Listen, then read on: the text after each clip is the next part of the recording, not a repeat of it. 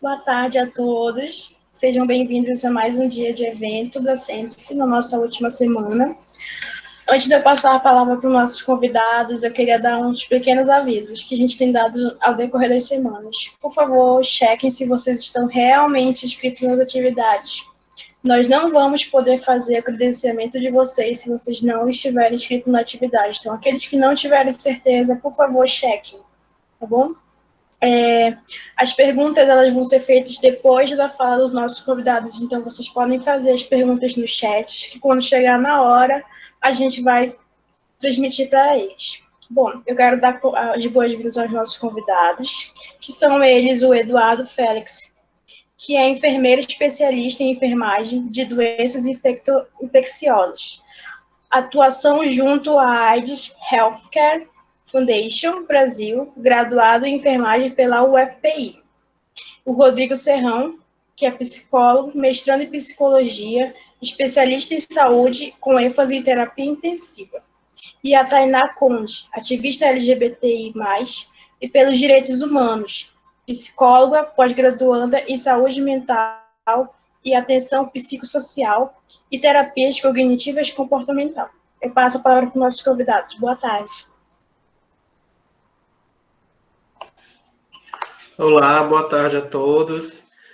Primeiro eu queria agradecer, né, a oportunidade de estar realizando essa mesa junto com vocês, junto com o evento. Agradecer também a participação do Eduardo e da Tainá, tá? Como a Gleice falou, né, a gente vai dar uma sequência, nós três iremos falar e logo após a gente vai deixar um tempo para responder as perguntas. Eu costumo falar um pouco rápido, então se vocês não conseguirem entender alguma coisa, por favor, coloca no chat que eu procuro esclarecer depois, tudo bem? Bom, antes, né, eu me propus a falar aqui um pouco sobre as dificuldades da população LGBT em acessar esse serviço de saúde, tá? Logo após a minha fala, a Tainá vai comentar um pouco sobre como está organizada a sociedade civil, também os movimentos sociais em relação à comunidade lésbica também. E o Eduardo, enfermeiro, vai falar um pouco sobre o acesso à saúde no SUS, algumas informações sobre a prevenção combinada e outras coisas também. Bom, esse acesso à saúde, né, antes de comentar esse acesso, é importante fazer uma contextualização, né, de como a sociedade tem lidado com a sexualidade ao longo do tempo, né, e como ela influenciou a saúde das pessoas LGBTs. A gente precisa entender sobre que base essas barreiras, né, de acesso à saúde foram construídas, principalmente em relação à sexualidade. E aqui eu dou ênfase bastante na influência da religião e do direito e da medicina também. E ainda levando para um plano superior, né, um plano maior, considerar também que a gente está inserido em um sistema, né, no qual ter o controle do sexo, né, evitaria que essa energia não fosse gasta e assim não prejudicaria também a exploração do trabalho, né, favorecendo o sistema capitalista que a sociedade está inserida, né? Então, o sexo teria essa função apenas da procriação e da geração de mais mão de obra. Isso quem comenta bastante é Foucault, tá? Enfim, voltando, né, um pouco, até o final do século XVIII, né, o sexo era restrito ao casal heterossexual e cristão, né, dentro da sua intimidade.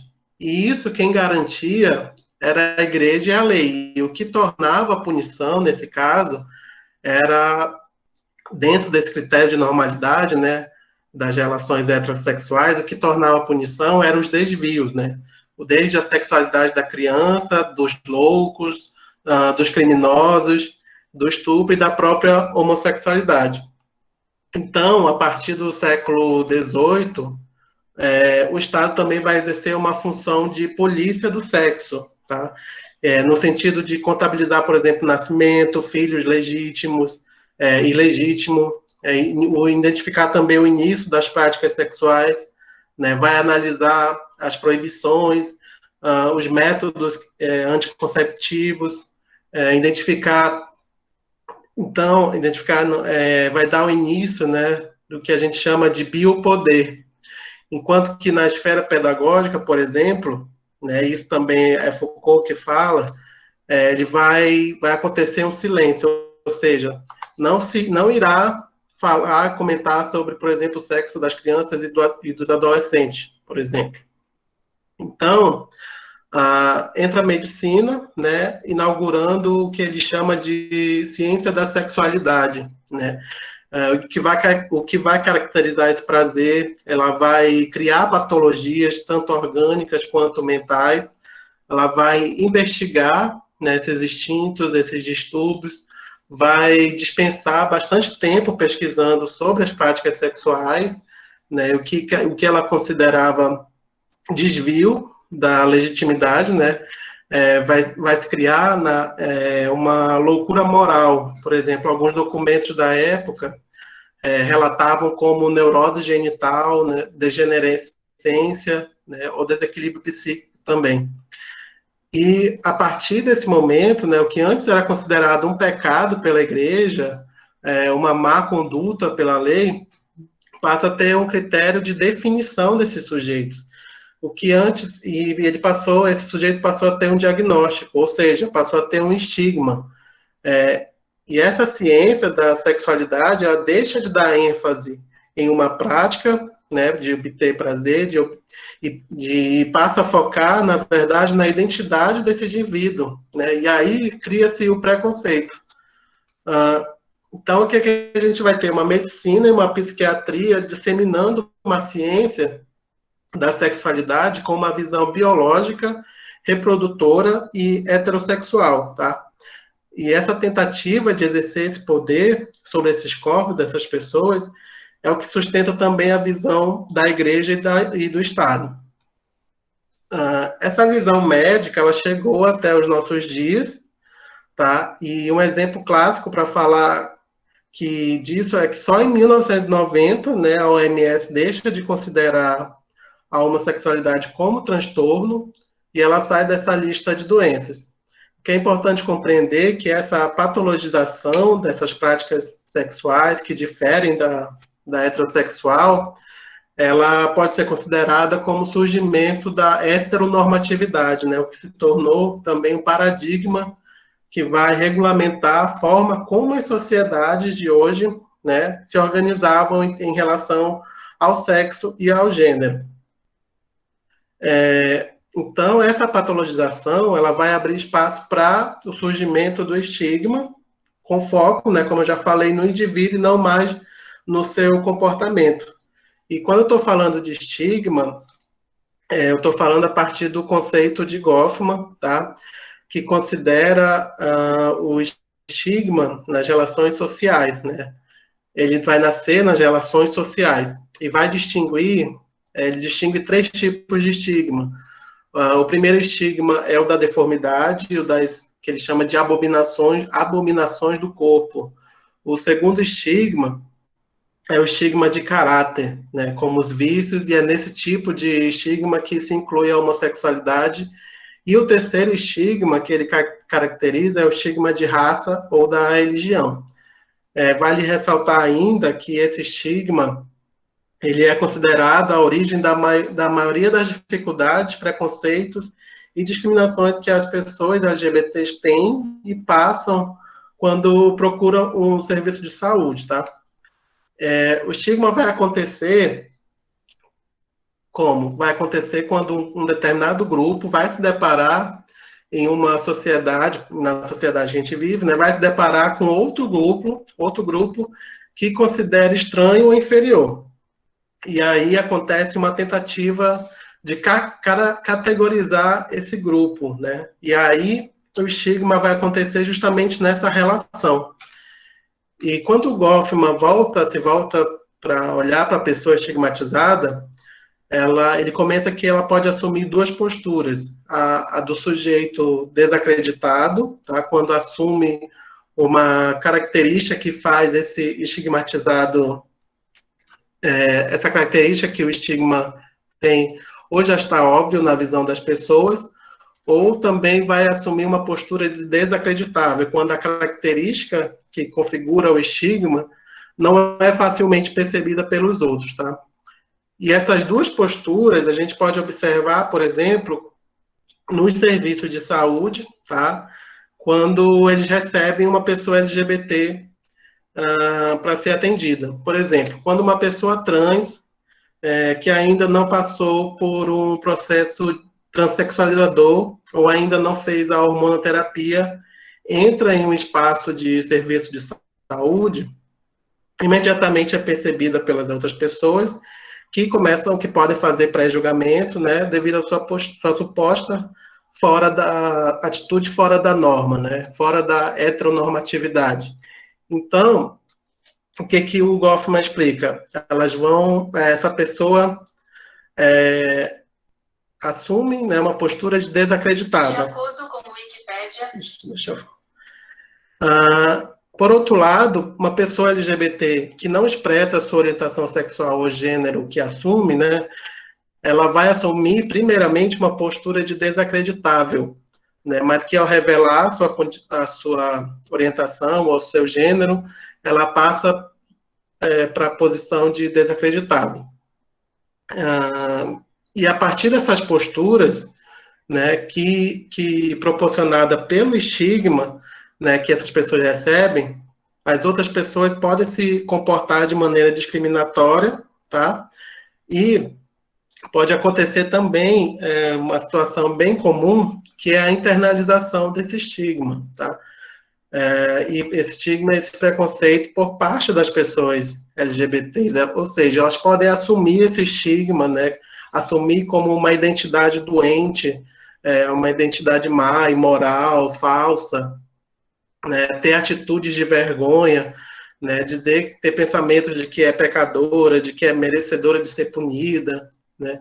E essa internalização desse estigma, da homofobia interna, é uma das principais fontes de sofrimento psíquico dessa população. E é fator de risco para depressão e suicídio também. Então, quando vemos de um lado, né, as pessoas estigmatizadoras transferindo a culpa do sofrimento e das dificuldades das pessoas para elas, das pessoas LGBTs para elas mesmas, a gente tem a primeira barreira simbólica de acesso aos serviços de saúde, porque temos essas pessoas justamente evitando o contato com as pessoas que podem proporcionar um estigma para elas, né, trazendo mais consequências para a saúde dessas pessoas.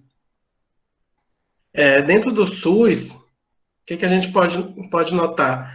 Que, embora exista uma reafirmação, né, do direito dessas pessoas, reafirmado pelo Estado, né, através das políticas, essas pessoas não sentem isso de fato, né, pois acabam sendo acolhidas de maneira diferente, né, como se fosse uma exceção. E mais cedo ou mais tarde, isso é percebido. Por um outro lado, se for pensar em uma criação de um lugar específico para atender essa população, né, de uma forma melhor, esse lugar pode ainda aumentar a estigmatização e naturalizar esse estigma. Então, a discriminação nesses ambientes de saúde é muito mais do que o preconceito e do estigma das relações interpessoais. É o resultado de uma estrutura social e econômica desigual, tá? Em que esses serviços foram construídos. E a atuação dos profissionais de saúde, principalmente, ainda é fortemente atrelada ao conceito de saúde e doença, tá? E também no poder do conhecimento biomédico. E essa visão de que saúde é ausência de doença ainda influencia o trabalho dessas pessoas. Tá? E o constrangimento das pessoas LGBTs, elas estão principalmente na sensação de investigação dessas pessoas, dos profissionais de saúde, tá? De suas necessidades e práticas sexuais, em vez da necessidade de saúde delas. E a partir daí que acontece o estigma, o constrangimento e a vergonha, e essas pessoas acabam evitando procurar os serviços de saúde. Então, discutir o preconceito, discutir a LGBTfobia, né, enquanto a forma de revelar o estigma contra essas pessoas, é fundamental para garantir o acesso adequado do sistema de saúde, tá? Além de considerar a LGBTfobia como influenciadora na saúde mental dessas pessoas.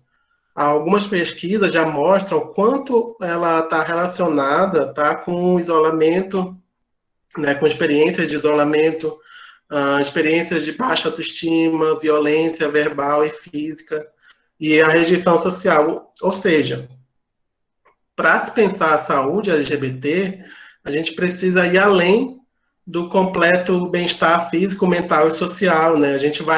Isso vai implicar também em um equilíbrio e na compreensão de determinantes socioeconômicos culturais, né? Que são processos de sofrimento, de angústias e violências que a LGBTfobia traz para essas pessoas.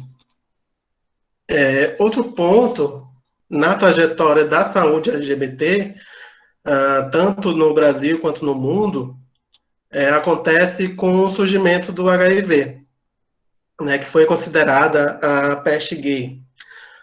Novamente, a gente tem o retorno dessa estigmatização da população e do preconceito das suas práticas sexuais, né? Então, o que a gente tem? A partir da epidemia do HIV, mesmo com todo o avanço tecnológico em relação ao tratamento de hoje, as pessoas LGBT ainda acabam se tornando duplamente estigmatizada. Por um lado, é uma pessoa considerada desviante, né, fora do padrão heteronormativo, e, por outro lado, é considerada uma pessoa infectada com o HIV, que pode ser transmissora do HIV.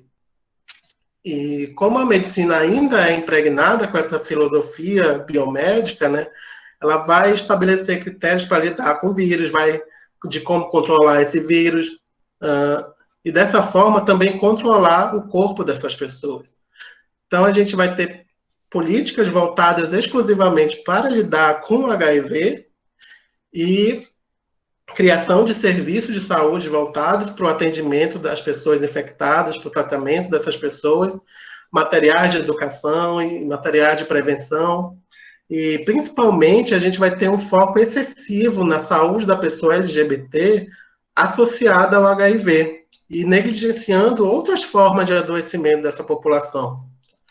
Então, mesmo depois de 30 anos do surgimento do HIV e da AIDS, as pessoas LGBT ainda carregam esse estigma de vítimas e de vilões da doença e a continuidade do preconceito e dessa população é reforçada.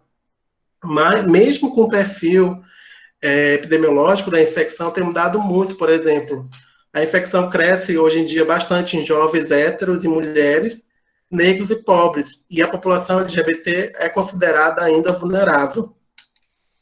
Mas o estigma da peste gay ainda existe, tá? E olhando um pouco para a saúde das pessoas trans, né, o DSM, né, considera ainda como disforia de gênero,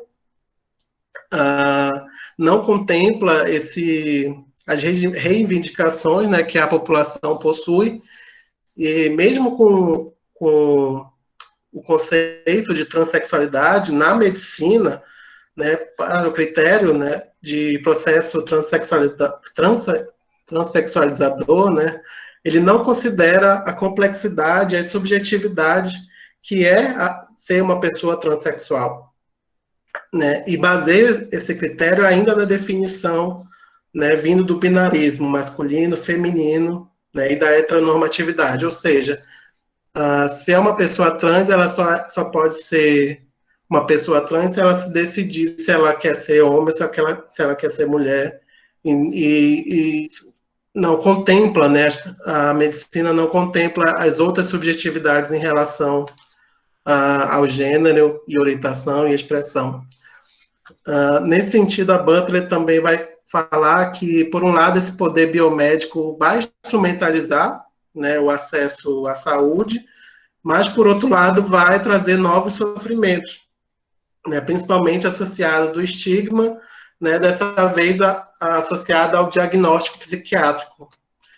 E também vai ressaltar que no SUS, para acontecer esse processo transexualizador, esse diagnóstico precisa acontecer. E isso não restringe somente a saúde pública também o meio jurídico, tá? E a educação, principalmente quando a gente fala de nome social. Ou seja, o que a gente precisa compreender, né?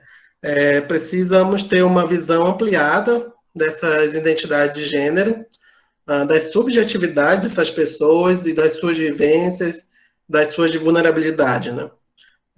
Caso uma pessoa não queira passar por esse processo transexualizador, ela pode passar por outros processos de mudança corporal, como a hormonoterapia, aplicação de silicone, e isso gera outras demandas de saúde, né? Mas, atrelada a um diagnóstico, reforça a exclusão de travestis ao acesso de saúde, por exemplo. Porque essas pessoas podem conseguir essas mudanças por outros meios, seja fora do país ou ainda processos que podem causar danos à saúde, né? Por exemplo, a aplicação de silicone industrial. Só para finalizar aqui, antes de falar um pouco da saúde LGBT, os movimentos homossexuais nasceram no Brasil na década de 70, tá? Com a adesão das lésbicas em outro momento, e nos anos 90, os travestis, depois as pessoas trans passaram a integrar as travestis, e depois as pessoas trans passaram a integrar o movimento. E nos anos 2000, as pessoas bissexuais também passaram a querer mais reconhecimento. Então, eu não vou me alongar muito, tá, nesses movimentos sociais, só que em 95 é criada a Associação Brasileira de Gays, Lésbicas, Bissexuais, Travestis e Transsexuais, a ABGLT, e foi apresentado nesse mesmo ano também um projeto de lei que instituía a união civil entre casais do mesmo sexo, né, que só foi aprovado em 2011. E em 2008 acontece a primeira Conferência Nacional de LGBT, que acabou resultando no Plano Nacional de Promoção da Cidadania e Direitos Humanos de LGBT.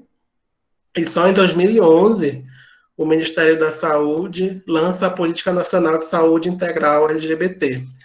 Essa política tem como objetivo, eu vou dar uma lida aqui no objetivo geral dela, que é promover a saúde integral de lésbicas, gays, bissexuais e transexuais, eliminando a discriminação e preconceito institucional, bem como contribuindo para a redução das desigualdades e a consolidação do SUS como sistema universal, integral e equitativo.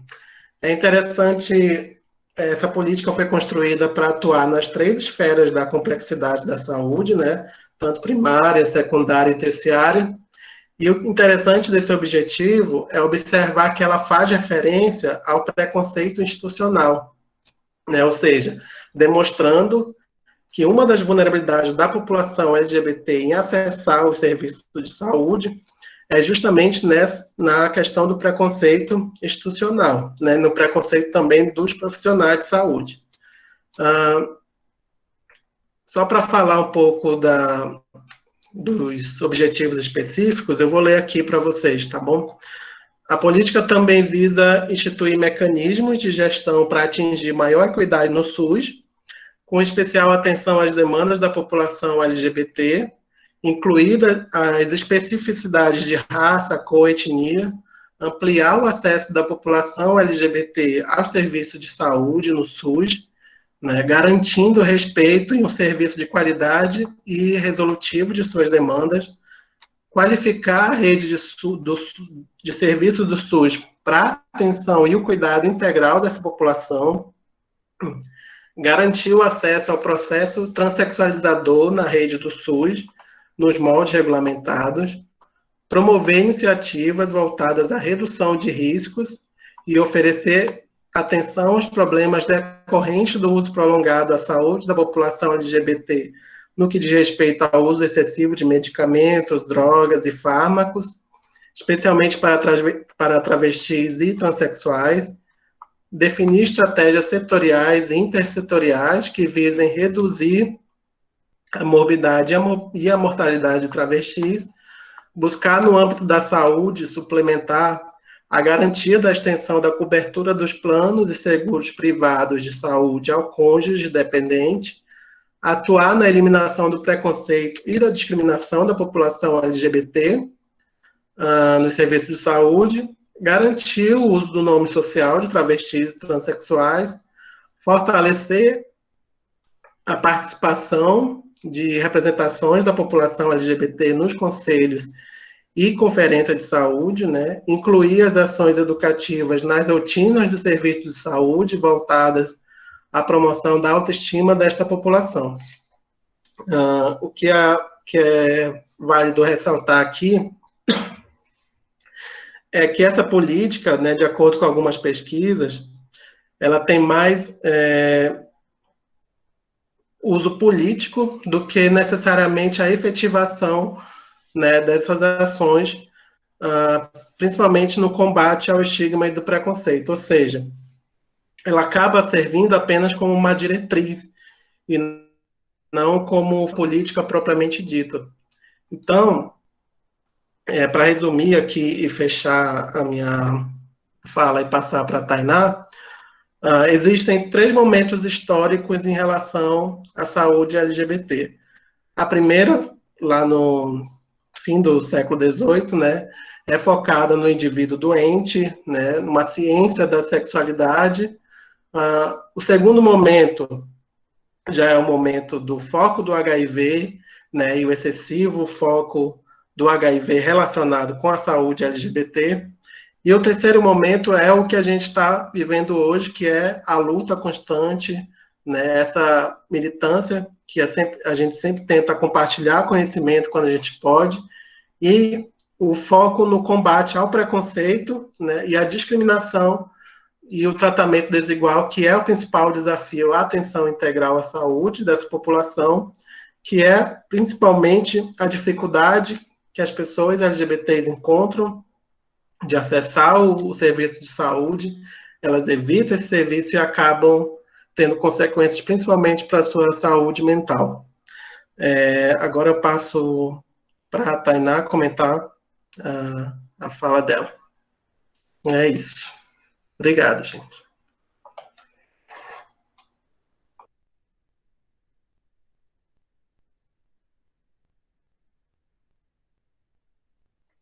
Olá, boa tarde a todas, todos e todes.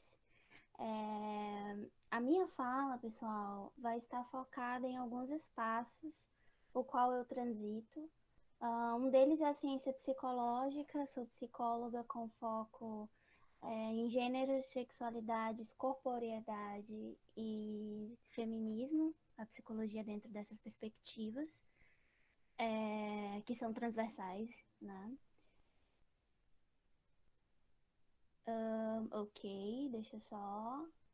Agora está melhor o microfone? Só confirmem para mim. Tainá, teu microfone está muito baixo, o áudio.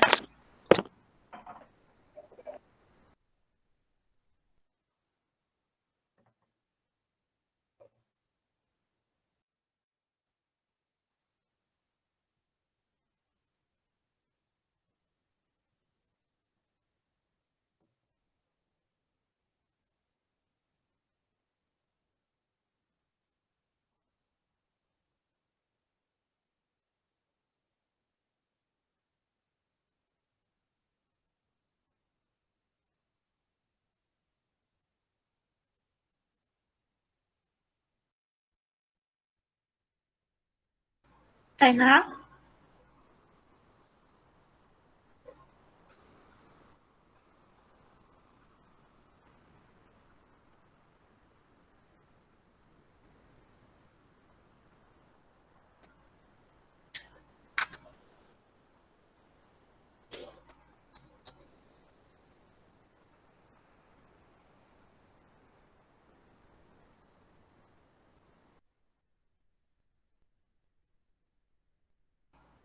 Oi, gente, espera um pouquinho, acho que nós estamos com alguns probleminhas técnicos.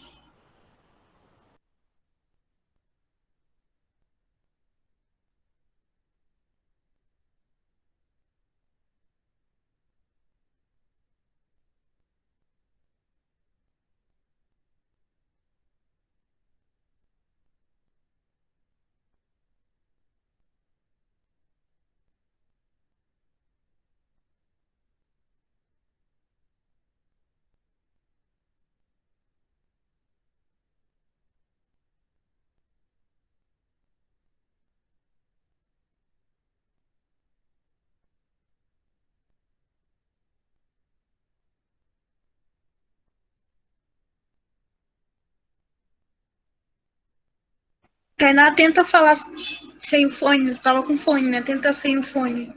Com áudio normal do computador.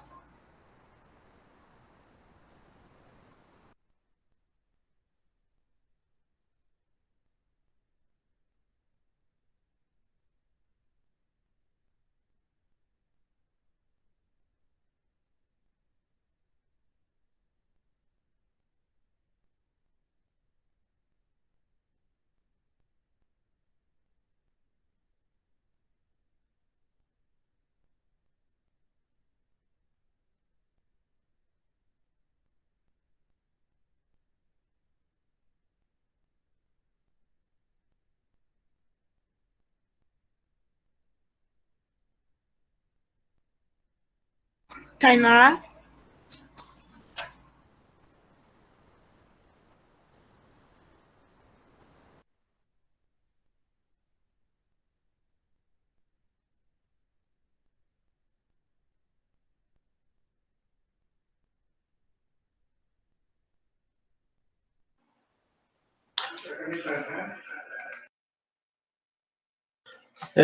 Eu acho acho que o Eduardo pode passar a palavra, então. Tudo bem.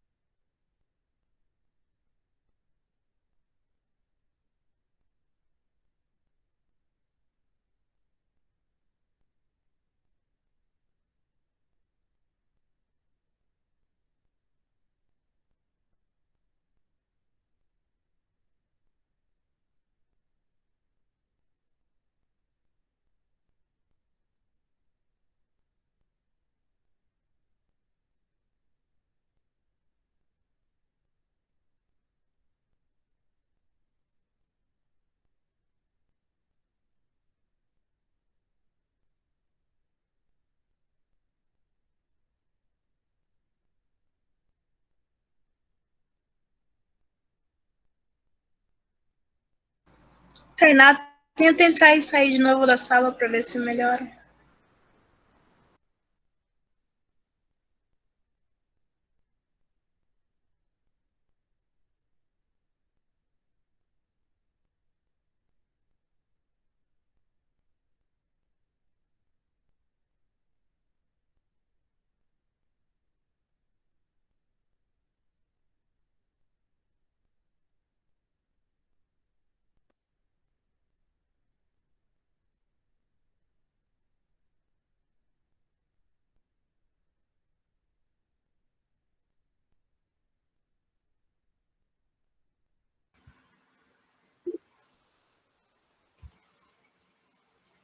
Olá, boa tarde. Todos conseguem me ouvir? Ok. Ok. Vou começar agradecendo o convite, dando continuidade a um pouco o que já foi falado, né? Quero agradecer o convite, a oportunidade de estar aqui colaborando com vocês nesse tema tão importante que é a saúde LGBT, né? E quanto a gente ainda precisa avançar nas discussões sobre esse tema, principalmente no que tange, né, as políticas públicas de saúde e a realidade de saúde de cuidados em saúde que a gente tem em relação à população LGBT.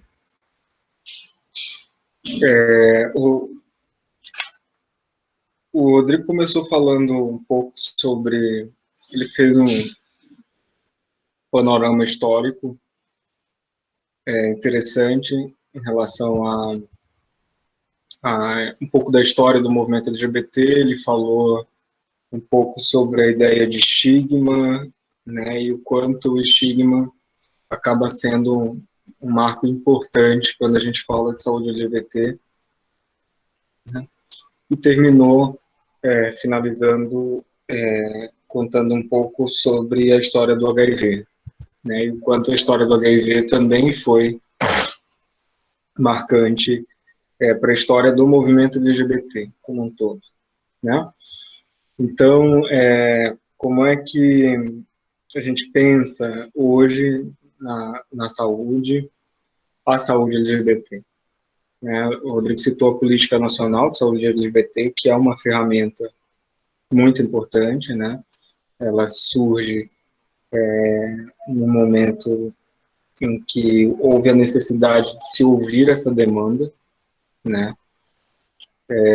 A gente tem avançado muito no que tange o cuidado às pessoas que vivem com HIV, e havia uma demanda do movimento social e do controle social muito importante em relação à saúde LGBT e a necessidade de haver uma política de saúde voltada para esse público, né? Foi nesse cenário em que nasceu a Política Nacional de Saúde LGBT, que é, então, uma política pública de saúde, né, que tenta fortalecer os princípios do Sistema Único de Saúde no cenário de cuidado às populações LGBTs.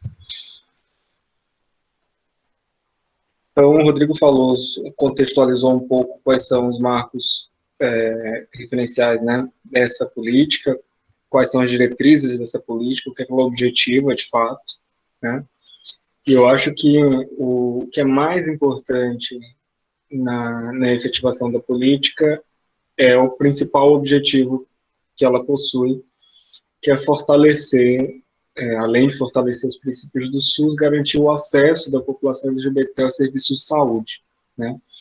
E aí eu tenho um ponto importante que a gente precisa elucidar, que é, quando a gente fala de estigma, quando a gente fala de preconceito, quando a gente fala de HIV, a gente está falando de uma barreira de acesso, né? A população LGBT, a identidade LGBT, por ser socialmente estigmatizada, ela já favorece uma barreira de acesso, né? Então, essas pessoas, elas precisam acessar o serviço de saúde para que elas tenham acesso ao cuidado e possam ser assistidas, né? Claro, quando a gente pensa na comunidade LGBT, a gente está falando de uma comunidade, né? Então, a gente tem recortes aí que são muito importantes de gênero, de classe, né, de raça, que vão ser, sem dúvida, mais ou menos determinantes para esse acesso dificultado, né? Pois bem, o Rodrigo citou o Goffman, que é um teórico importante, que falou muito sobre estigma. Tem uma frase do Goffman em que ele conceitualiza o estigma e ele relaciona o estigma, a vivência de estigma, com uma condição de não aceitação social plena. Então, pessoas que vivenciam, né, o estigma, que possuem a sua identidade estigmatizada, são pessoas que são inabilitadas para aceitação social plena. Então, se você pensa que essas pessoas não dispõem do suporte da família, não dispõem do suporte social, por não serem reconhecidas socialmente, né, por não terem as suas identidades reconhecidas socialmente, você já imagina que essas pessoas vão ter sérias dificuldades em procurar e ter acesso a serviços de saúde. O SUS como um todo é baseado em diretrizes voltadas para o acolhimento, para a vinculação, para o atendimento universal, para a equidade. Então, os princípios do SUS como um todo são fortalecidos quando surge uma política de saúde como essa, voltada para o acesso de uma população que não tem acesso, né? E no cenário de cuidado, quando a gente pensa no cuidado à população LGBT e na saúde LGBT como um todo, a gente tende a pensar muito na prevenção ao HIV, às ISTs, às hepatites virais, né, as infecções sexualmente transmissíveis como um todo, porque na história dessas políticas de prevenção, a gente sempre voltou a nossa atenção para a população LGBT enquanto grupo de risco, né? A ideia que ainda é muito carregada de uma percepção estigmatizante de que as ISTs, as infecções sexualmente transmissíveis, elas são mais prevalentes na população LGBT e entre pessoas que se relacionam com pessoas do mesmo sexo. Evidentemente que isso não é bem verdade, né? A gente tem, como o Rodrigo falou, a gente tem um perfil de morbidade do HIV hoje e das ISTs diferente, né? A gente tem um avanço dessas infecções no público heterossexual, né? E hoje a gente já consegue perceber isso de uma outra forma, tá bom? No contexto do cuidado. Porém, ainda existe, né, essa associação direta entre a população, o público LGBT, especificamente o público gay, com o HIV, com a AIDS, com um comportamento sexual promíscuo, aquela ideia de que o risco de adquirir uma infecção sexualmente transmissível tem a ver com um comportamento sexual promíscuo, que é, na verdade, um juízo moral, né? A gente tem, sem sombra de dúvida, tentado trabalhar a ideia de que basta ter vida sexual para ter risco de ter uma infecção sexualmente transmissível, entre elas o HIV/AIDS. Tá? Então, falando de acesso, né, da barreira de acesso que essas pessoas têm aos serviços de saúde. Considerando dentro da população LGBT o público gay, você já percebe, eu pelo menos percebo na minha prática, que eu trabalho com... Eu nem me apresentei, né? Fui falando e nem me apresentei. Eu sou enfermeiro, trabalho com HIV/AIDS, trabalho no ambulatório de HIV do município, e tenho formação na área de doenças infecciosas, né? E dentro da minha experiência profissional, atendendo a população LGBT, eu percebo o quanto nós temos situações e cenários distintos quando a gente pensa a saúde LGBT como um todo, né? São diferentes grupos. Eu tenho o grupo dos gays, eu tenho o grupo das lésbicas, eu tenho o grupo dos bissexuais, eu tenho o grupo dos transexuais, eu tenho o grupo das pessoas não binárias. Então, dentro desse conjunto, desse grande conjunto que é a população LGBT, eu vou ter cenários distintos e dificuldades distintas de ter acesso ao serviço e de ter o cuidado à saúde garantido. E o que eu percebo é que quando a gente pensa na comunidade LGBT, o grupo dos gays, das lésbicas e dos bissexuais consegue ainda ter algum acesso a esse serviço. Quando a gente pensa no público transexual, né, a gente tem aí uma dificuldade de acesso ao serviço de saúde infinitamente maior, porque essas pessoas, elas, por já serem discriminadas com absoluta frequência na rua, no ambiente de trabalho, na família, a maioria não tem suporte da família, né, como são pessoas que já vivenciam situações de discriminação explícita, na maioria das vezes, são pessoas que tendem a ter muito mais dificuldade de buscar atendimento de saúde, né, mesmo que tenham alguma demanda importante para o cuidado da saúde. Então, quando a gente pensa em saúde LGBT, a gente está pensando desse grande conjunto de vivências, né? São diferentes vivências, e aí, a depender dos recortes de raça, classe e gênero, a gente vai ter múltiplas dificuldades de acesso, né? Múltiplos cenários de dificuldade do cuidado da saúde. Em relação a essa questão do estigma, né? A gente ainda tem, como o Rodrigo falou, um outro marco importante da história do movimento LGBT foi a despatologização da homossexualidade, que é um evento recente, né? Então, a gente ainda ressignifica a homossexualidade e ainda continuamente tenta compreender a homossexualidade numa perspectiva não moralizante, né?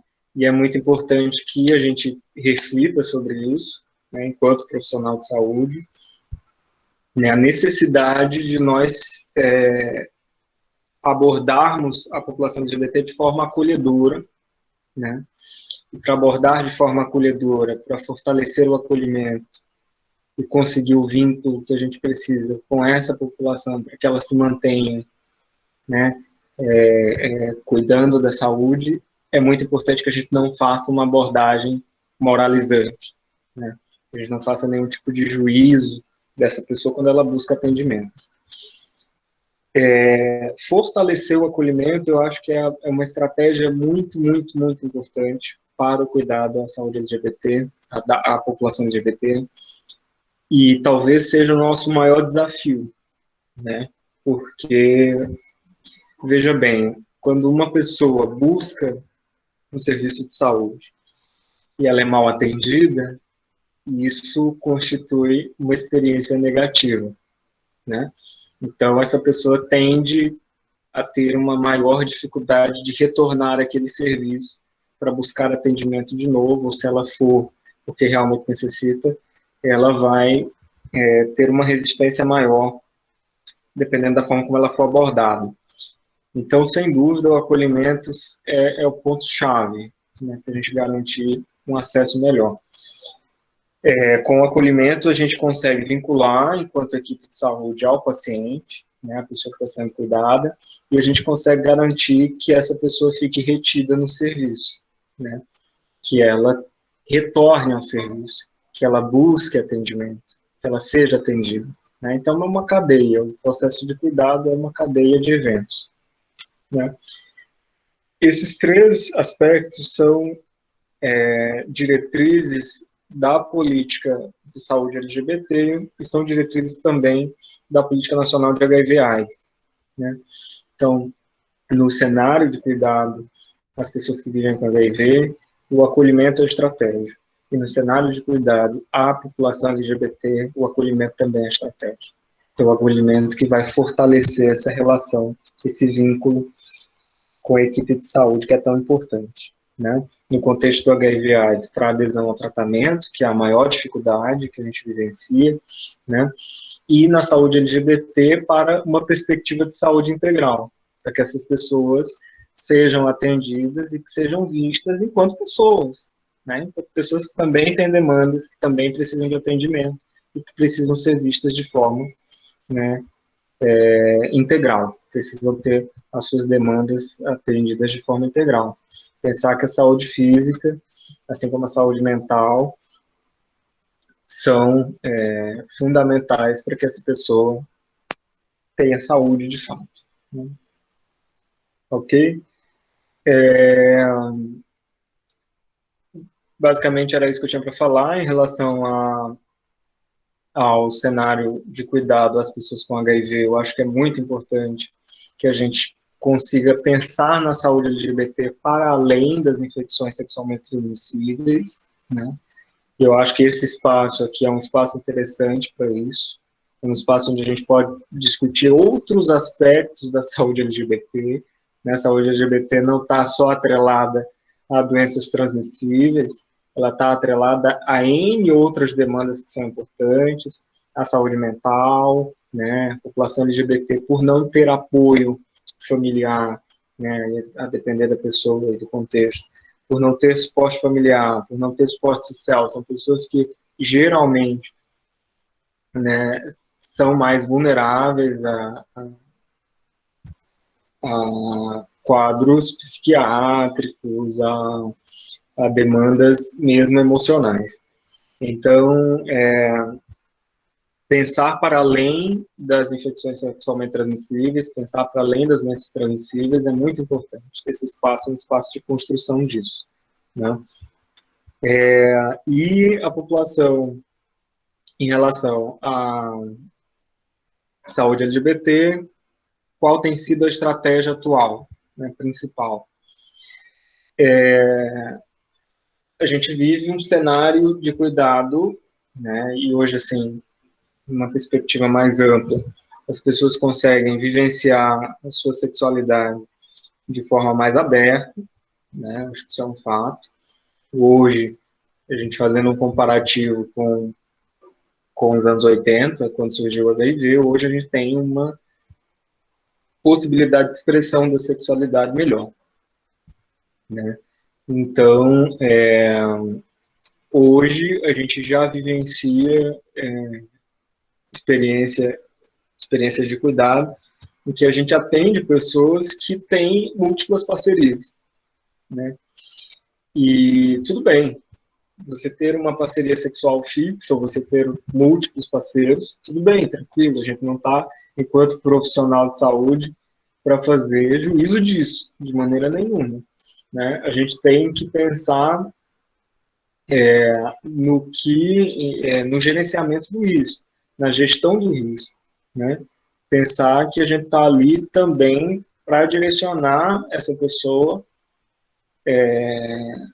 a cuidados que são, direcionar essa pessoa a ter cuidados que são importantes em relação à saúde para que se previna essas infecções sexualmente transmissíveis, né? Evidentemente que se eu tenho múltiplas parcerias e eu não faço a gestão adequada desse risco de quê? Risco de ter, né? Risco de disposições sexuais desprotegidas, se eu não faço a gestão desse risco, eu realmente estou mais vulnerável às infecções sexualmente transmissíveis, isso independente de ser gay, independente de ser lésbica, independente da sexualidade ou da identidade de gênero da pessoa, né?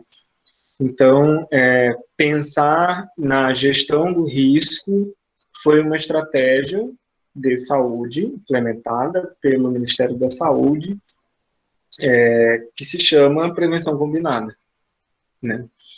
Então, a prevenção combinada surge de um cenário de fracasso do preservativo, enquanto método de prevenção, né? Por muitos anos, vejam bem, o primeiro caso de HIV, de AIDS no Brasil surgiu em 1982, e na época o preservativo era a única possibilidade de prevenção e por muitos anos foi a principal estratégia de prevenção às infecções sexualmente transmissíveis. Com o passar dos anos, né, a gente foi percebendo que o preservativo de forma isolada não oferece proteção efetiva. Por quê? Porque de fato ninguém usa preservativo, né? A maioria das pessoas não usa preservativo. Então, por que insistir em um método de prevenção isolado que não tem a efetividade necessária para controlar a transmissão dessas infecções, né? Então, foi aí, nesse contexto, que surgiu a ideia de gestão do risco e de prevenção combinada. Prevenção combinada nada mais é do que uma estratégia de associação de múltiplas formas de prevenção às infecções sexualmente transmissíveis que reduzem a vulnerabilidade de pessoas que possuem vida sexual ativa e que possuem ainda múltiplas, além de ter vida sexual ativa, múltiplas parcerias. Então, no cenário da saúde LGBT, hoje nós temos falado muito sobre a prevenção combinada como estratégia de prevenção ao HIV/AIDS, de prevenção às infecções sexualmente transmissíveis. Eu queria só colocar aqui a imagem, não sei se vai ser possível projetar, da mandala de prevenção combinada.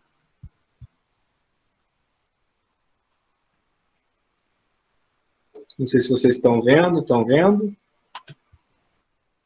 Só me confirma, pessoal, aí no Ainda não chat. está aparecendo nada. Tá, só um instante.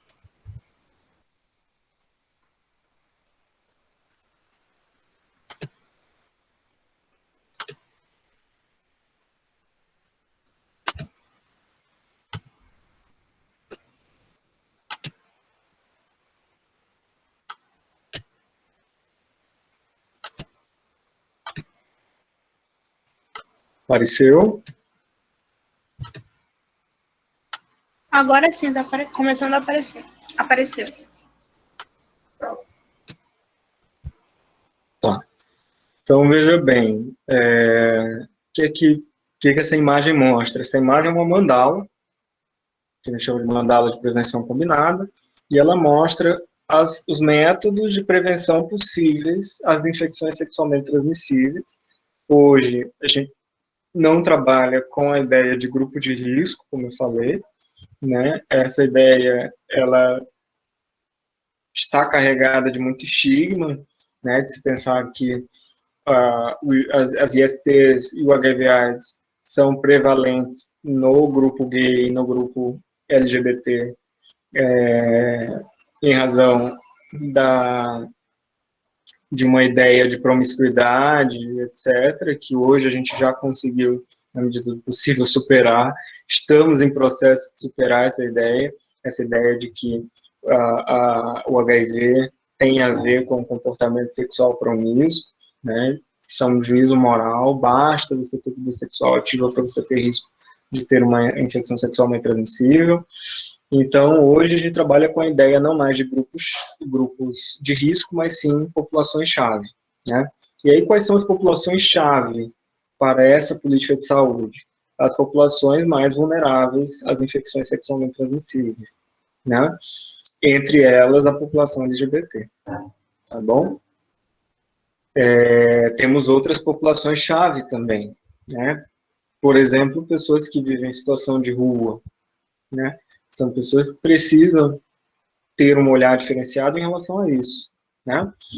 Ok. Então, nessa mandala, a gente tem a associação dos métodos possíveis de prevenção às ISTs e ao HIV/AIDS, tá? E a proposta é exatamente a associação de mais de um método de prevenção para que o indivíduo possa fazer, então, a gestão do risco, avaliar quais são as situações de risco pelas quais eu estou passando, eu tenho múltiplas parcerias, eu não uso preservativo, né? O que eu posso fazer para prevenir uma infecção sexualmente transmissível? E aí ele traz, no azulzinho, usar preservativo masculino, feminino e gel lubrificante, né? A gente está... Existe uma discussão aí em relação ao preservativo, né? Exatamente por conta do movimento trans. Existe aí um questionamento dessa ideia de que há um preservativo masculino, que há um preservativo feminino, a ideia de que eu tenho homens com vagina e eu tenho mulheres com pênis.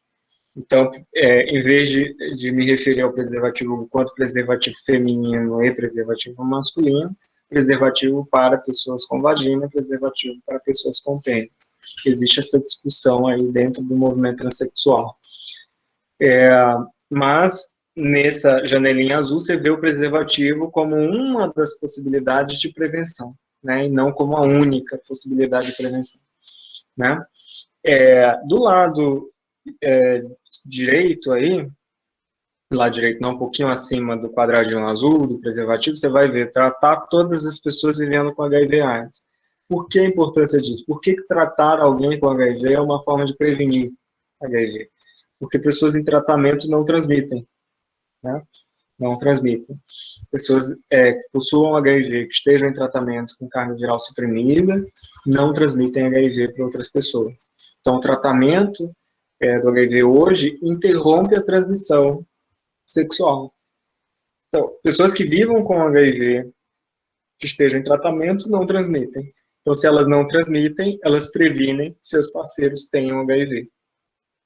Então, isso também constitui uma forma de prevenção, né? Ao ser diagnosticado, iniciar tratamento para prevenir que a sua parceria tenha. Testar regularmente para HIV, outras ISTs e hepatites virais. Uma medida muito importante, né? Uma ação muito importante e cada vez mais urgente, principalmente no que tange as populações mais vulneráveis, né? Quando a gente fala, por exemplo, de profissionais do sexo, a gente está falando de um público que, evidentemente, é mais vulnerável às infecções sexualmente transmissíveis, e a testagem regular para HIV, ISTs e hepatites virais é uma estratégia de prevenção, né? Porque se eu descubro esse diagnóstico precocemente, eu inicio o tratamento precocemente, né? E eu não evoluo com gravidade, não desenvolvo AIDS, não desenvolvo complicações associadas ao tratamento tardio, né, dessas infecções. Claro, para que eu consiga que os profissionais do sexo, que as profissionais do sexo, principalmente as transexuais, tenham acesso à testagem, eu preciso que elas tenham acesso ao serviço de saúde, né? Então a gente volta para aquele problema que eu estudei antes da barreira de acesso dessas populações, né? Primeiro eu preciso garantir que essa pessoa consiga ir ao serviço de saúde para que lá, sendo bem acolhida e sendo bem abordada, ela possa ser testada, né? Aí do lado a gente tem a profilaxia pós-exposição, que é uma medicação profilática feita em até 72 horas após a exposição sexual. Então a pessoa passou por uma exposição sexual com alguém com quem ela não sabe o status sorológico, uma pessoa com quem ela não sabe se tem HIV, ou essa pessoa revela a ela que tem HIV, né, ou que tem alguma infecção sexualmente transmissível.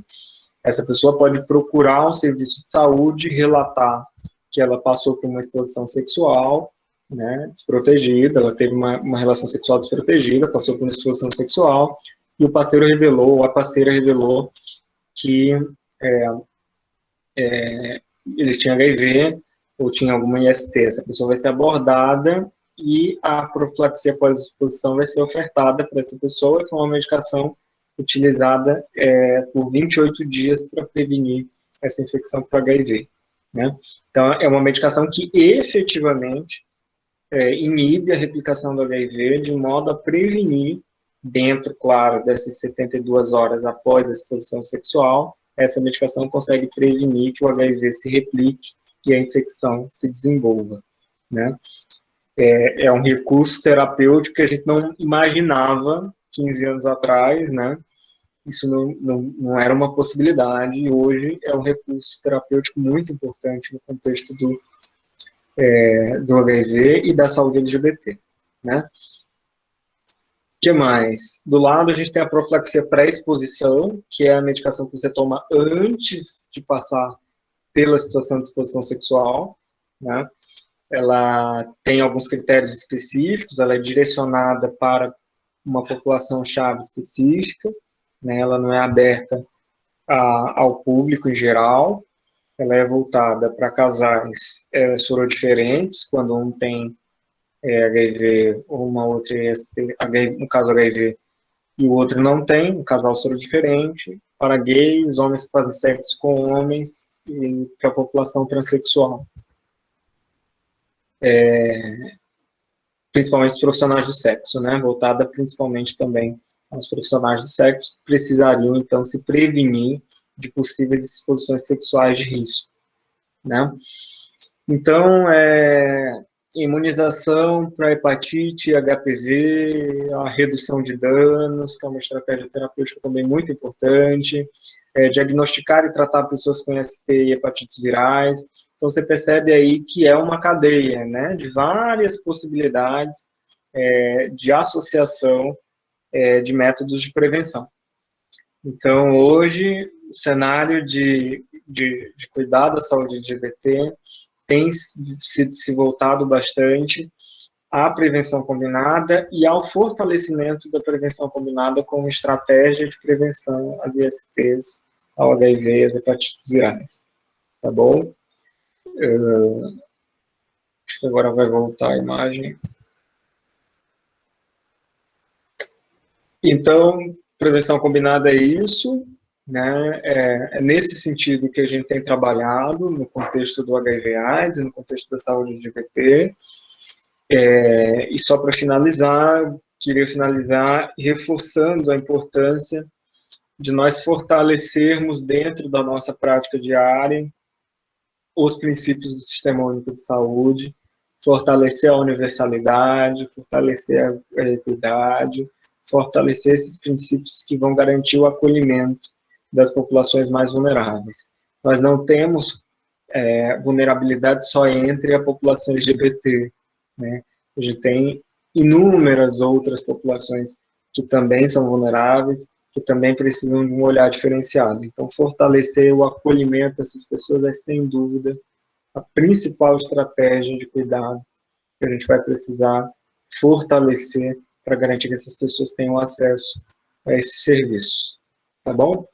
Espero ter colaborado e eu passo a fala agora para... Ela voltou para a chamada? Não sei se... Oi, voltei. Voltou, você está aí? Tudo bem? Aqui, Então, tudo bem? vou passar a palavra para você, tá bom? E eu acho que a gente, depois, quem está na organização, acho que vai liberar para as perguntas, se houverem perguntas. Tá bom? Passo a palavra para você então, Tainá. Tá ok, obrigada, Eduardo. Voltando, pessoal, peço desculpas. Anteriormente teve uma falha na conexão. E o mais engraçado de tudo é que eu continuei falando por 5 minutos, depois que eu fui perceber. Mas ok, estamos com a conexão estável e vamos lá. Bom, a minha fala ela vai ser mais focada nessa construção da participação social dentro tanto da política pública, né, da construção de políticas públicas, mas também de conselhos e comitês a níveis estaduais que também têm um papel de construção dessas políticas públicas e também de fiscalização, né, de buscar ter um enfrentamento político realmente, né, complementando um pouco a fala do Rodrigo, né? Ele falou sobre preconceito institucional, especificamente, né? E trouxe uma reflexão muito importante sobre os movimentos, brevemente, os movimentos sociais no Brasil. E realmente a quebra da heteronorma, né, o questionamento da heteronorma, da percepção patriarcal da sociedade, iniciou-se com um movimento, na verdade, de mulheres feministas no Brasil. E as mulheres lésbicas e bissexuais, elas estavam principalmente inseridas nesses movimentos. Então, na década de 60, final da década de 60, início da década de 70, aqui no Brasil, a saúde da mulher era muito focada no ciclo gestacional.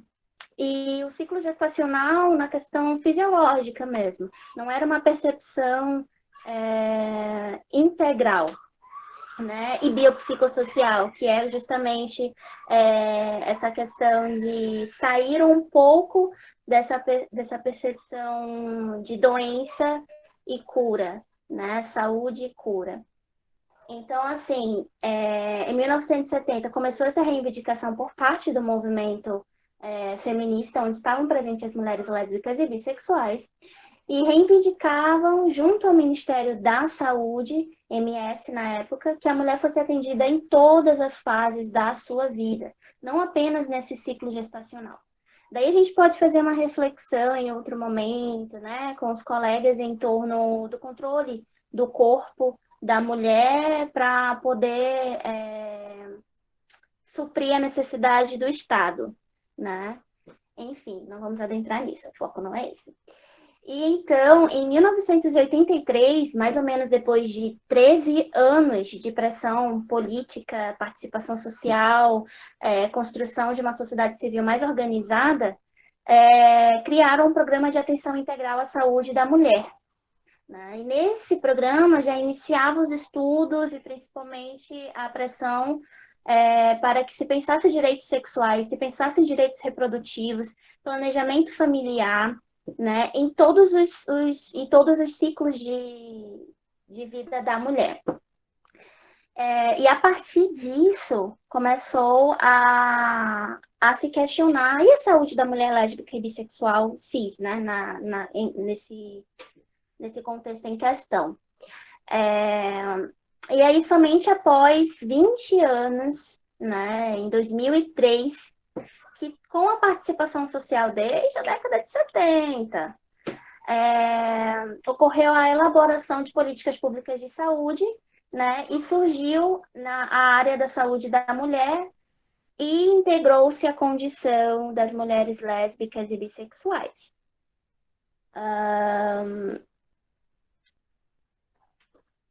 No caso, uma questão importante da gente mencionar, em 2003 ocorreu isso, né?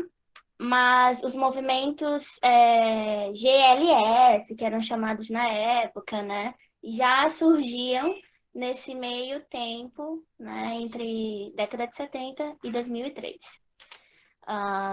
Principalmente com o Somos no Brasil, né? O movimento social Somos foi muitíssimo importante a história desse movimento que existe até hoje, essa base política social. E eu gostaria de chamar a atenção agora, depois de fazer esse apanhado histórico com vocês, né? Só para a gente compreender como a perspectiva e os estudos de gênero, eles também perpassam aos movimentos feministas, né? E é importante a gente ter essa leitura para a gente contextualizar muitas questões de gêneros, né? Daí eu gostaria de adentrar com vocês o cenário atual do estado do Amazonas. Eu sei que assusta um pouco quando a gente vê que na década de 70 já reivindicaram isso e somente muitos anos depois, décadas depois, foi se efetivar políticas públicas, né, que focasse na integralidade daquelas mulheres em questão. Mas é importante também, só para a gente tentar ter um pouquinho de esperança, né, de motivação nessa luta constante, que é muito cansativa, principalmente a nível de saúde emocional e psicológica, que mesmo dentro desse cenário de muita espera, as coisas ainda andam, né?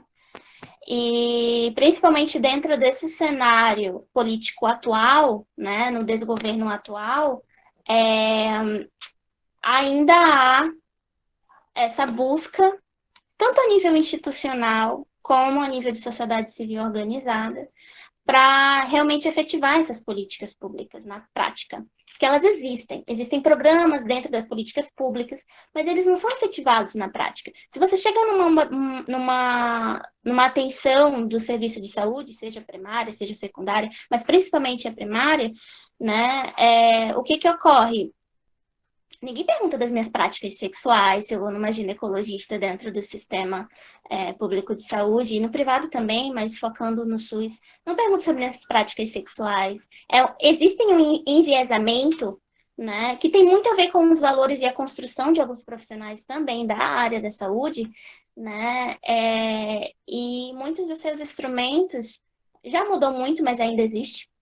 Não existe justamente esse questionamento, esse enfrentamento para mudar, né, essa percepção sobre as nossas práticas sexuais, que são práticas afetivas.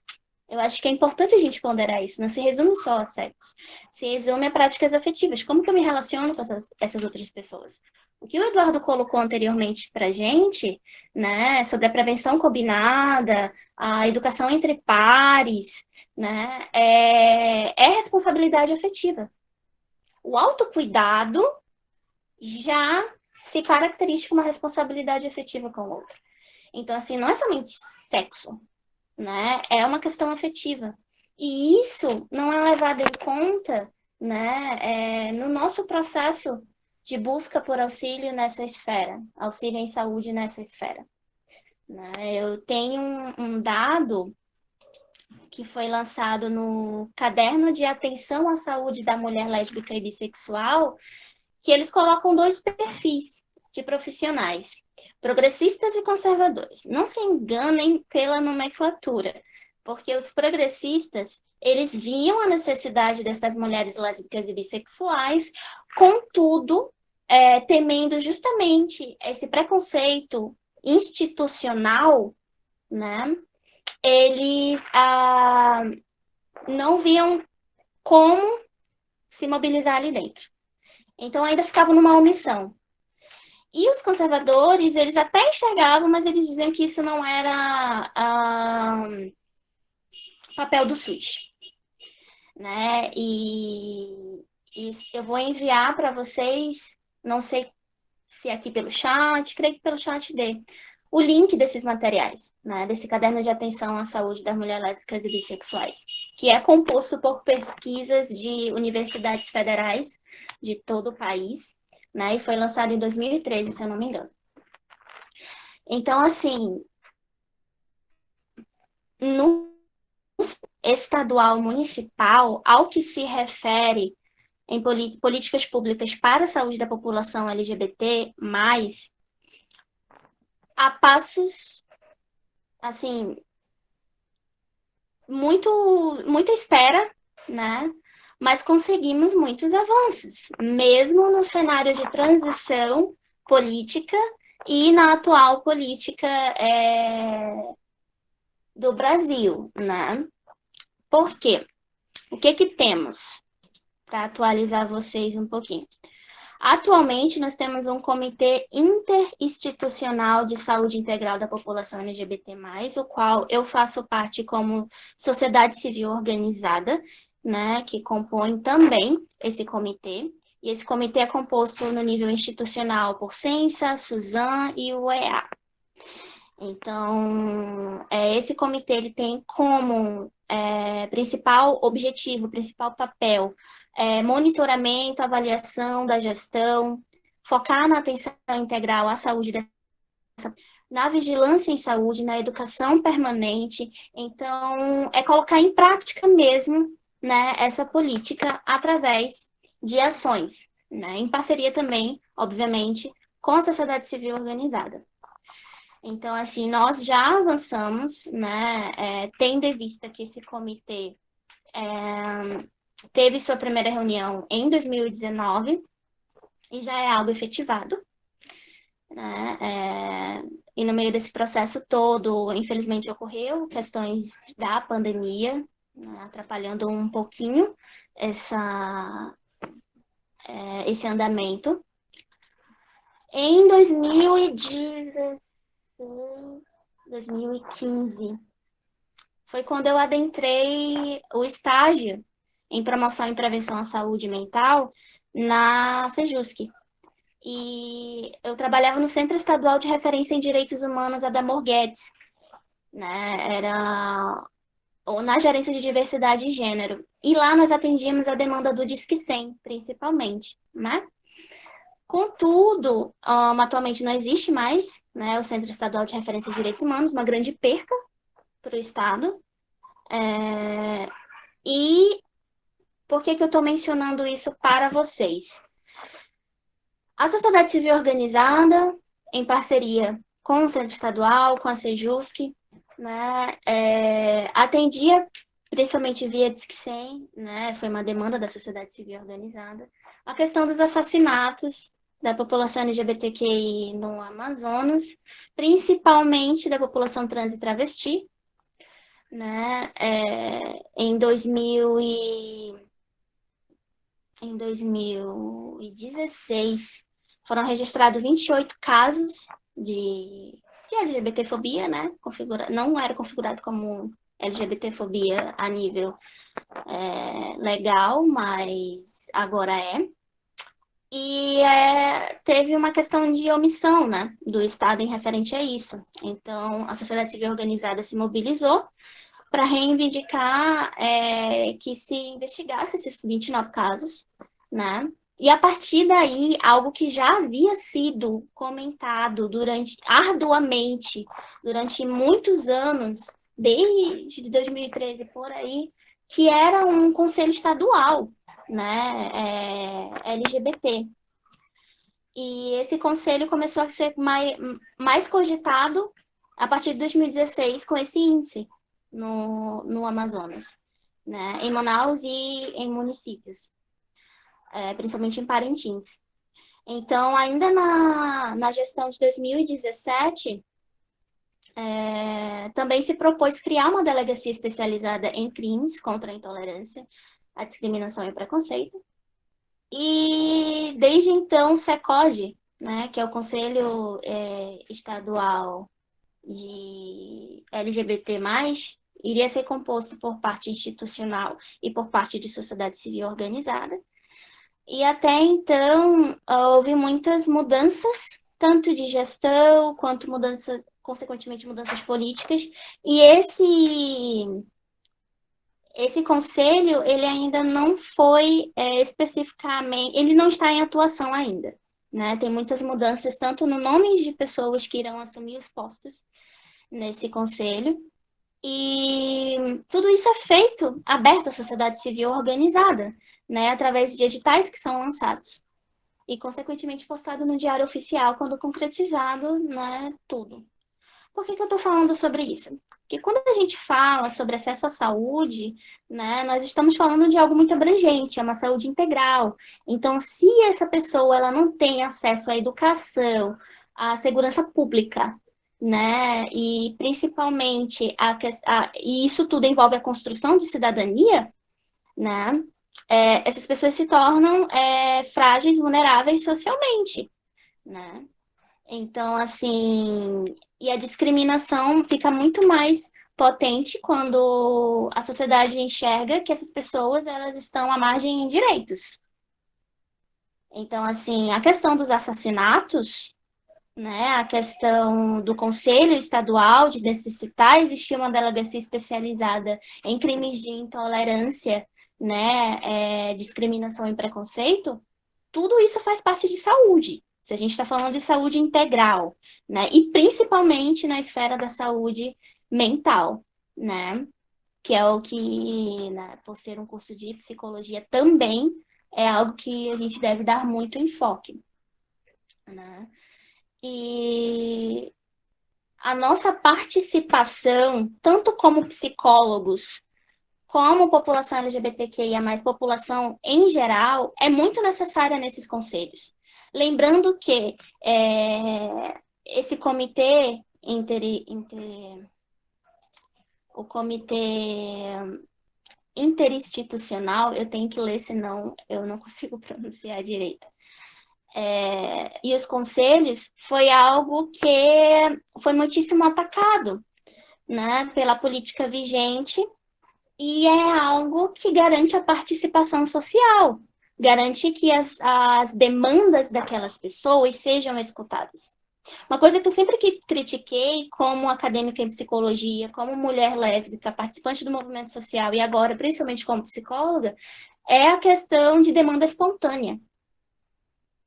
Sempre estava presente nos instrumentos, eu ficava, mas essa demanda espontânea, as pessoas sabem dos serviços de saúde em sua integralidade para ir até, tem essa fomentação de base, esse trabalho de base, e por base tem muitas coisas inseridas, desde educação, né, a intervenção em comunidades por parte desse nível institucional, né? Então, atenção primária mesmo em saúde.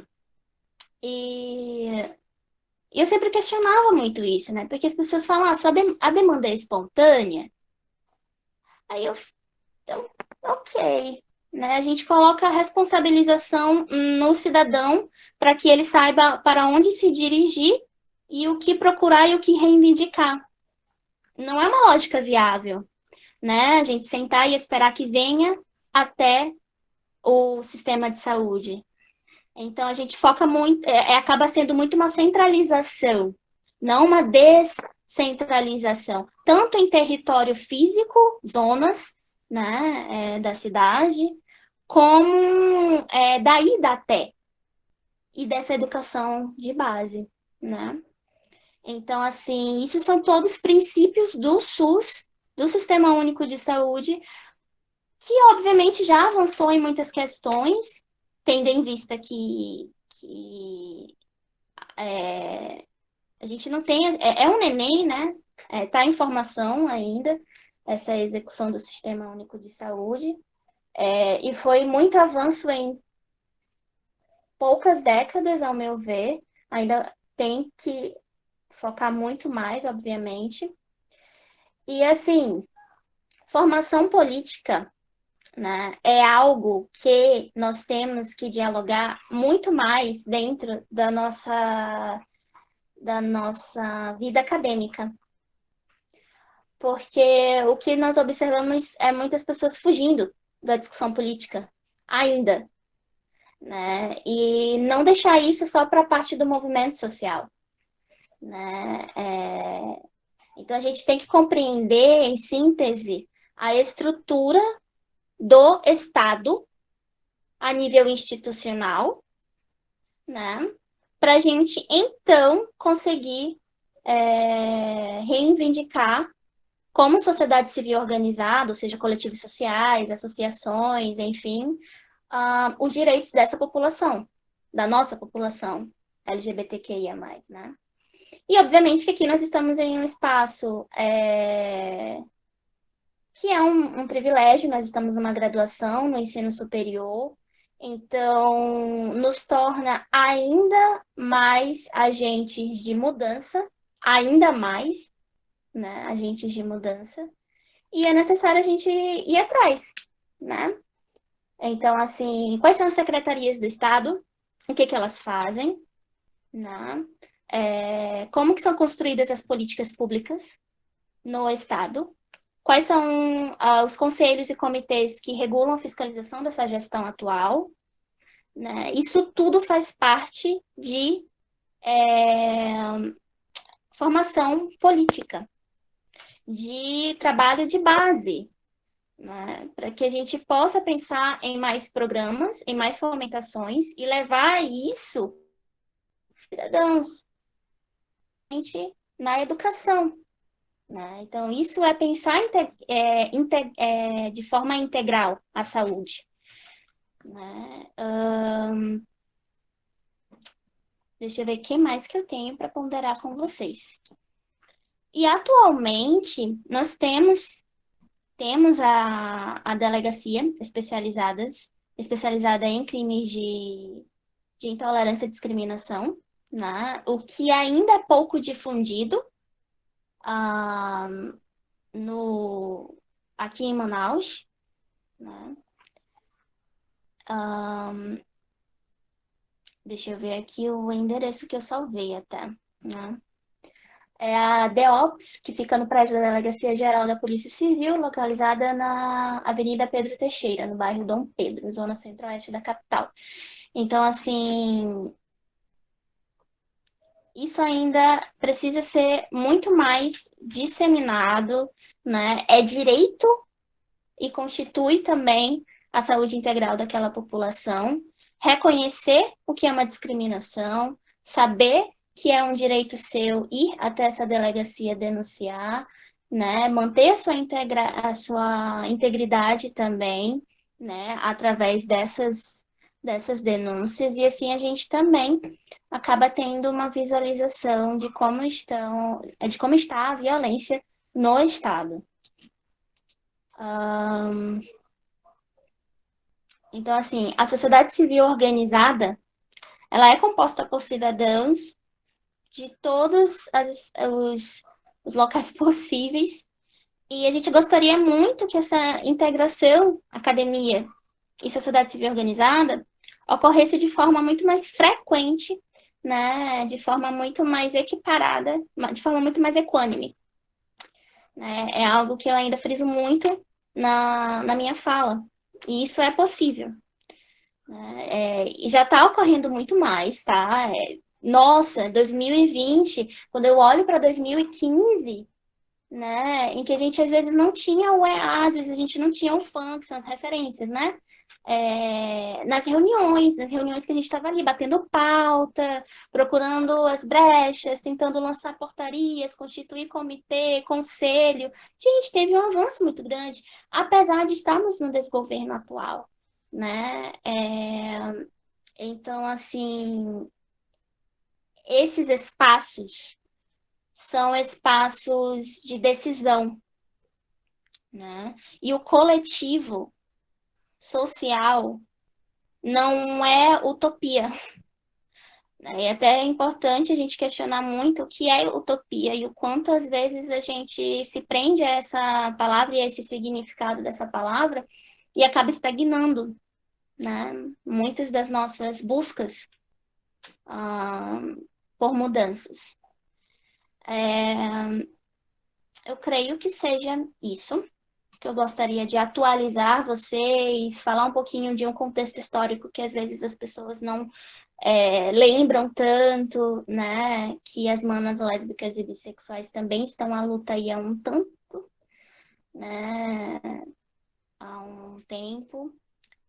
E pensar justamente sobre essa formação política, sobre esse trabalho de base e questionar discursos que responsabilizam, né, a população em geral de forma criminosa, ao meu ver, por não estar conseguindo usufruir dos serviços, né? Esse discurso ele é frequente, talvez não tanto no espaço acadêmico, mas ele é muito frequente na formação política. E a gente tem que tirar também, desmistificar que formação política envolve compreender o que é política partidária, porque o nosso país funciona nessa lógica, né? Tem que compreender o que é política partidária, mas a gente tem que também compreender que política não é somente para aquelas pessoas que estão no nível de doutorado, mestres, graduandos. Não, política é formação de base. Então, assim, quando o cidadão ele entende para onde ele se direciona para ter os seus direitos assistidos, isso é política, isso é formação de base. Isso é garantia de cidadania e isso interfere na saúde mental. Tudo está integrado, né? E creio que seja isso. Alguém quer ter a palavra agora? Ou temos perguntas? Finalizo minha fala aqui e agradeço a atenção de todos, todas e todos. Um grande abraço.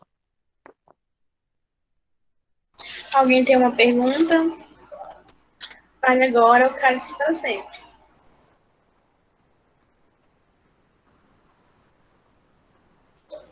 Eu queria só fazer um complemento à fala da Tainá, porque a fala dela me fez pensar em alguns pontos importantes que eu acho que sintetizam bem o que a gente tentou discutir de forma geral aqui hoje em relação à saúde LGBT. Tainá falou muito sobre, de modo geral, sobre o problema do acesso também, né, o acesso dessas pessoas ao serviço de saúde. E ao ouvi-la falar do movimento social e do controle social como um todo dentro do Sistema Único de Saúde, eu me recordei de um exemplo muito interessante que faz parte da minha vivência de trabalho, que é a atuação, a parceria que nós temos no ambulatório com a rede Amizade, de pessoas que vivem com HIV. Acho que minha câmera está desligada. Então, quando ela falou sobre a importância do controle social, do fortalecimento do movimento social para também garantir o acesso, eu me lembrei disso. Temos uma parceria com a Rede Amizade, de pessoas vivendo com HIV/AIDS. É uma organização muito importante em relação ao cenário de cuidar das pessoas com HIV aqui em Manaus. E muitas vezes o movimento social acaba viabilizando o acesso dessas pessoas, porque é através do movimento social, da vivência do movimento social, que muitas pessoas conseguem ter o suporte necessário para procurar um serviço de saúde, né? Eu falei que nós temos uma parceria muito interessante com esse grupo, né? Só para vocês terem uma ideia, a Rede Amizade mantém um grupo de adesão ao tratamento na unidade, e ela capta pessoas que estejam em tratamento de HIV, principalmente pessoas LGBTs e transexuais, capta essas pessoas para a unidade, para fazerem parte desse grupo e participarem ativamente do processo de cuidado, né, e terem acesso ao cuidado de forma facilitada, né. É um tipo de iniciativa que fortalece o vínculo, né, que é muito interessante quando a gente pensa numa população que não tem acesso. Então, às vezes, o movimento social é a ponte entre o serviço de saúde e o usuário, né, em muitos aspectos. Em relação à saúde da mulher, Tainá, eu reforço a sua fala dizendo que nós ainda não superamos esse paradigma totalmente, sem dúvida, né? Você, pela sua experiência como usuário do sistema e pela sua experiência no movimento social, você vê o quanto nós ainda não superamos, né, no contexto da saúde, essa ideia de que a saúde da mulher restritivista, de que a saúde da mulher está atrelada ao ciclo gravídico puerperal, né? A saúde da mulher não é só a saúde reprodutiva, e a gente precisa avançar muito nesse aspecto, e dentro da saúde LGBT a gente precisa pensar na saúde da mulher lésbica, cis ou trans, né? Ainda não conseguimos acessar essas pessoas de forma efetiva, né? Talvez ainda por tantas razões, né, a gente ainda não consiga ter um cuidado efetivo a esses grupos, né?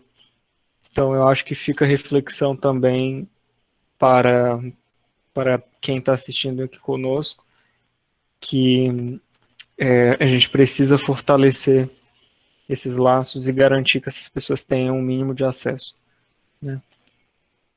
Só isso que eu queria acrescentar e agradecer.